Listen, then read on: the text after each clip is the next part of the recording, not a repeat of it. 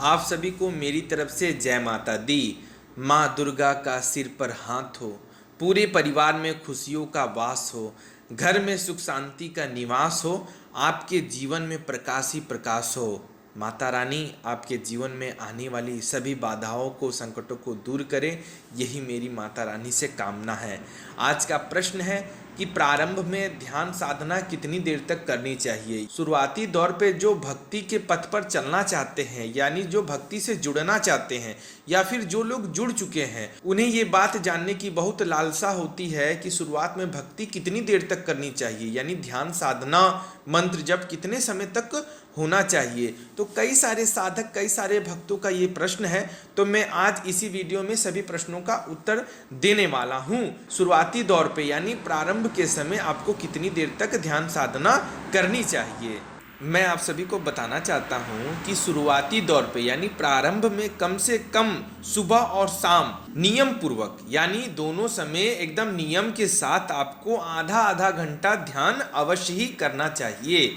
चाहे आप ध्यान करिए, चाहे साधना करिए, चाहे मंत्र जप करिए, चाहे कोई पाठ ही क्यों ना करें, लेकिन कम से कम आधा घंटा तो होना ही चाहिए। उसके बाद अगर आपके पास समय बच रहा है, ध्यान साधना में अगर मन लग रहा है, आपको भक्ति करने की इच्छा हो रही है, तो आप अपनी साधना को अपनी समय अनुसार को जितना चाहे उतना बढ़ा सकते हैं। देखिए, कम से कम जो समय शास्त्रों में बताया गया है वो आधे घंटे का है। आधा घंटा से कम की जाने वाली ध्यान साधना को ध्यान साधना नहीं कहा जा सकता, वो नॉर्मल यानी साधारण पूजा पाठ कहा जा सकता है। अब मैं आप सभी को ये बताना चाहता हूं कि कितनी बार का कोई नियम नहीं है कि आप कितनी बार इसे करें, कि इतनी ही देर आप करेंगे तो ही पूजा पाठ होगी, तो ही ध्यान साधना होगी, इसका भी कोई विशेष नियम नहीं है। लेकिन जो शास्त्रों में नियम बताया गया है कि प्रातः काल और सायंकाल कम से कम देना है, जबकि मध्यम काल भी होता है पूजा पाठ करने के लिए, यानी सुबह दोपहर शाम को आरती आराधना ध्यान साधना की जाती है।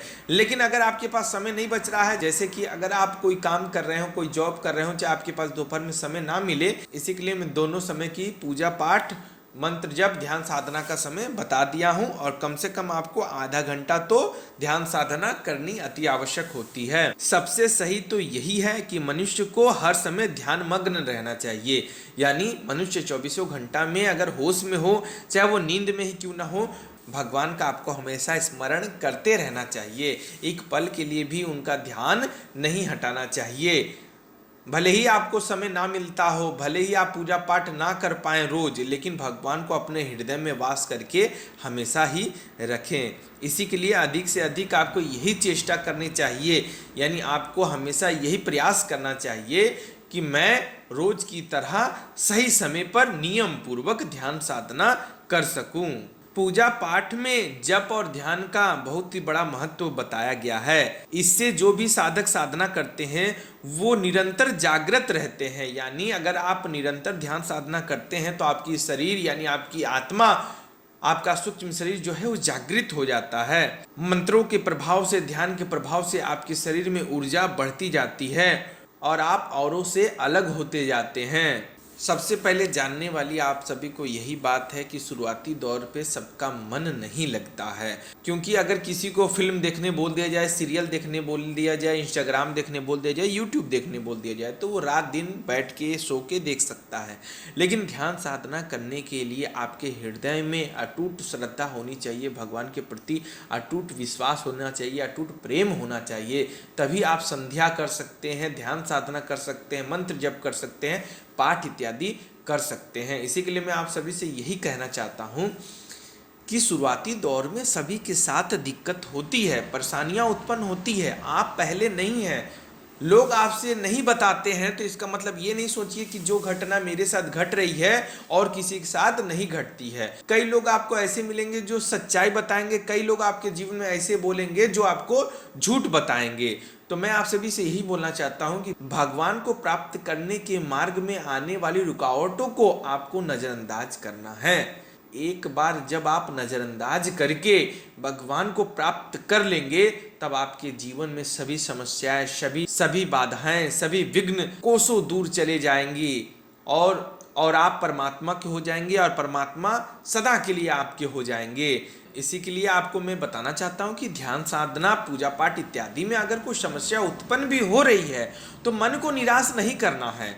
जिस भी आराध्य, जिस भी इष्ट, जिस भी देवी देवताओं की आप पूजा कर रहे हैं उनके सामने कहिए, हे प्रभु, हे माता, ध्यान साधना करते समय, पूजा पाठ करते समय मुझे ये समस्या उत्पन्न हो रही है, हे प्रभु कृपा करें, हे प्रभु, हे माता, कृपा करके इसे दूर करने का कष्ट करें ताकि मैं भली भांति आपकी ध्यान साधना कर सकूं। काल का कोई भरोसा नहीं होता, पता नहीं कब आ जाए। इसी के लिए आप जल्द से जल्द तेजी के साथ अपना साधना पूरा करना चाहिए और परमात्मा को प्राप्त जल्द से जल्द कर लेना चाहिए। और आपको जिस भी देवी देवताओं में रुचि हो, आप उन्हीं की पूजा पाठ करें, उन्हीं के मंत्रों का जप करें, उन्हीं का ध्यान साधना करें, क्योंकि सभी शक्तियां एक हैं, सभी देव एक है और सभी देवियां एक ही हैं। इसी के लिए आप ज़्यादा ध्यान ना भटकाएं और प्रेम पूर्वक भगवान की भक्ति करें। भगवान को हर समय याद रखने से अंत काल में भगवान की स्मृति रह जाती है। यानी अगर आप हर समय भगवान को याद रखेंगे तो अंत काल यानी मृत्यु के समय भी आपकी याददाश्त में भगवान का स्मरण होता रहेगा। जो अंत काल में भगवान का स्मरण करता हुआ जाता है वह परम गति को प्राप्त हो जाता है। इसलिए हमेशा निरंतर भगवान को याद रखना चाहिए ताकि किस समय मौत आ जाए फिर भी आपकी मुक्ति हो सके, आपको परम गति प्राप्त हो सके, आपको मोक्ष प्राप्त हो सके, भगवान की धाम प्राप्त हो सके। इसी के लिए आपको निरंतर भगवान को याद करना अति आवश्यक होता है। अगर मेरे द्वारा दी गई जानकारी आप सभी को पसंद आई हो तो चैनल को सब्सक्राइब जरूर करिएगा। धन्यवाद। जय माता दी।